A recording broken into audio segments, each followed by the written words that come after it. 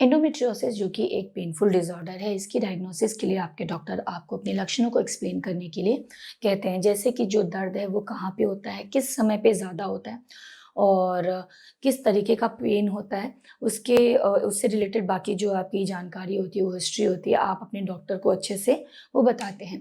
साथ ही साथ इसकी डायग्नोसिस के लिए जो आपके डॉक्टर होते हैं, कुछ एक फिज़िकल एग्ज़ामिनेशंस हैं, उनको फ़ॉलो करते हैं और कई सारे टेस्ट हैं जिनको परफॉर्म किया जाता है ताकि जो एंडोमेट्रियोसिस है अगर वो प्रेजेंट है तो उसको डायग्नोस किया जा सके, कंफर्मेशन उसका दिया जा सके।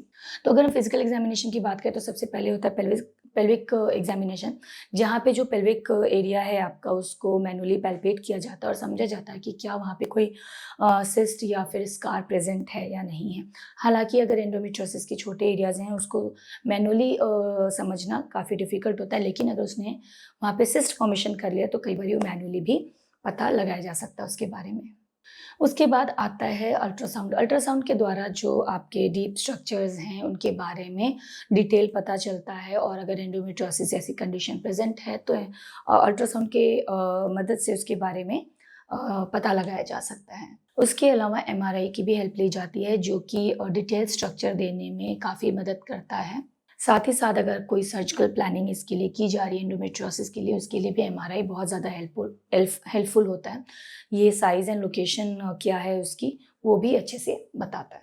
उसके अलावा जो लैप्रोस्कोपी है उसकी भी मदद ली जाती है। लैप्रोस्कोपी की मदद से काफ़ी ज़्यादा जानकारी एंडोमेट्रियोसिस के बारे में मिलती है। जैसे कि उसकी लोकेशन क्या है, एक्सटेंट क्या है, साइज़ क्या है। अगर हम इसके ट्रीटमेंट की बात करें तो ट्रीटमेंट डिपेंड करता है जो पेशेंट है उसकी जो एंडोमेट्रियोसिस की कंडीशन है उसकी सीवियरिटी क्या है, उसी के हिसाब से ट्रीटमेंट प्लान किया जाता है। ट्रीटमेंट में सर्जरीज भी हैं, मेडिकेशंस भी हैं। हालांकि इनिशियली जो डॉक्टर्स होते हैं वो कंजर्वेटिव जो ट्रीटमेंट प्लान है उसी को ही फॉलो करते हैं एंड कोशिश करते हैं कि उससे ही पेशेंट को आराम मिल जाए। ज़रूरत पड़ने पर सर्जिकल प्रोसीजर्स को भी अपनाया जाता है। उसके अलावा जो पेन की कंप्लेंट पेशेंट करता है उसके लिए pain killers, pen relievers doctor आपको एडवाइस करते हैं। साथ ही साथ ताकि जो आपके मेंस्ट्रुएशंस के दौरान पे जो काफ़ी दर्द होता है उसको ईज़ किया जा सके, उसको उसमें आराम दिलाया जा सके। साथ ही साथ कई बार हार्मोनल थेरेपीज़ को कंबाइन किया जाता है इन दवाइयों के साथ अगर पेशेंट प्रेगनेंसी प्लान नहीं कर रहा है तो, ताकि जो ओवरऑल एंडोमेट्रियोसिस की कंडीशन है उसमें पेशेंट को थोड़ा-सा आराम दिलाया जा सके।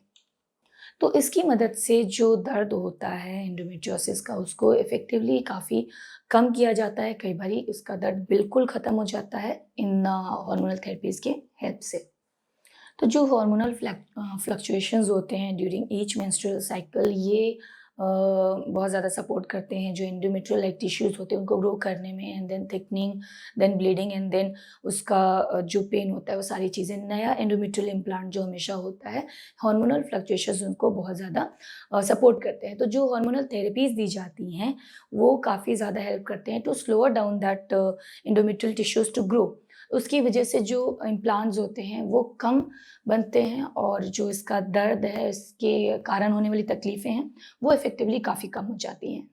तो इसके लिए हार्मोनल कॉन्ट्रासेप्टिव्स का इस्तेमाल किया जाता है। साथ ही साथ gonadotropin releasing hormone agonist, antagonist का इस्तेमाल किया जाता है। प्रोजेस्टेरोन थेरेपीज़ भी दी जाती हैं।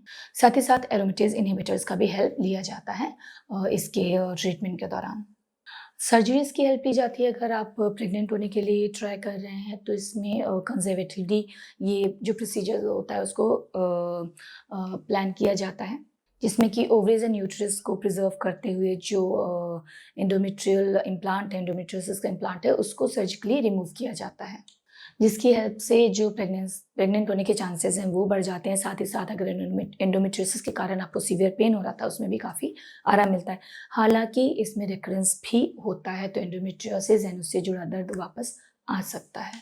उसके अलावा और भी जो रिलेटेड फर्टिलिटी रिलेटेड ट्रीटमेंट्स होते हैं वो ऑप्शंस को यूज़ किया जाता है। काफ़ी ज़्यादा सिवियरिटी होने पे आईवीएफ जैसी ट्रीटमेंट ऑप्शंस को भी उनका भी हेल्प लिया जाता है। लेकिन किस तरीके का ट्रीटमेंट ऑप्शन आपके लिए बेटर होगा वो आपकी सीवियरिटी पे, आपकी जो ओवरऑल कंडीशन है, हेल्थ कंडीशन है उस पे डिपेंड करता है। जो आपके डॉक्टर आपके डायग्नोसिस के बेसिस पे, आपके ओवरऑल कंडीशन के बेसिस पे डिसाइड करते हैं। हालाँकि हर बार हो ये ज़रूरी नहीं है, कई बार एंडोमेट्रियोसिस के साथ में भी प्रेगनेंसी हो जाती है। तो ये हर कंडीशन में सारी जो चीज़ें हैं, हर कंडीशन के साथ में सटीक नहीं बैठती हैं। ये सारी चीज़ें काफ़ी ज़्यादा वेरी करती हैं, person to person, patient to patient, condition to condition, ये सारी चीज़ें काफ़ी वेरी करती हैं। तो ये जो सारी चीज़ें थी कि किस तरीके से एंडोमेट्रियोसिस की कंडीशन को डायग्नोस करते हैं और क्या-क्या इसके ट्रीटमेंट ऑप्शंस हैं, के बारे में हमने बात की। साथ ही साथ हमें हमेशा कोशिश करनी चाहिए कि कोई भी अगर प्रॉब्लम हो रही है, तो हमें अपने लाइफ़स्टाइल में मॉडिफ़िकेशंस, थोड़े बहुत चेंजेस लाने बहुत ज़्यादा ज़रूरी होते हैं। बैलेंस डाइट का इस्तेमाल करें, थोड़ी बहुत एक्सरसाइज़ को जिसके लिए हम अपने डॉक्टर से पूछ सकते हैं कि किस तरीके का एक्सरसाइज़ हम फॉलो कर सकते हैं। वेट मैनेजमेंट बहुत ज़्यादा ज़रूरी होता है। साथ ही साथ किसी भी कंडीशन के इम्प्रूवमेंट के लिए, किसी भी डिज़ीज़ के बेटरमेंट के लिए स्ट्रेस फ्री होना बहुत ज़्यादा ज़रूरी है, क्योंकि हमारी किसी भी कंडीशन को जो हमारा स्ट्रेस है, वो ख़राब कर सकता है, उसकी और वर्ज़निंग कर सकता है। तो स्ट्रेस बिल्कुल अवॉइड करना चाहिए। साथ ही साथ कोशिश करनी चाहिए जितने ज़्यादा हम खुश रह सकते हैं, और लोगों से मिलना चाहिए, लोगों से मिलना-जुलना चाहिए। ऐसी कंडीशन या किसी और कंडीशन से अगर कोई और लोग जूझ रहे हैं, तो उससे भी मिलना हमारे जो मेंटल बूस्ट है, उसको हेल्प करता है। उसके अलावा भी अगर आपके कोई सुझाव हैं या फिर आप और भी कुछ जानना चाहते हैं एंडोमेट्रियोसिस के बारे में, तो कमेंट बॉक्स में जाके हमें ज़रूर बताएँ। मिलते हैं अपने अगले वीडियो में। धन्यवाद।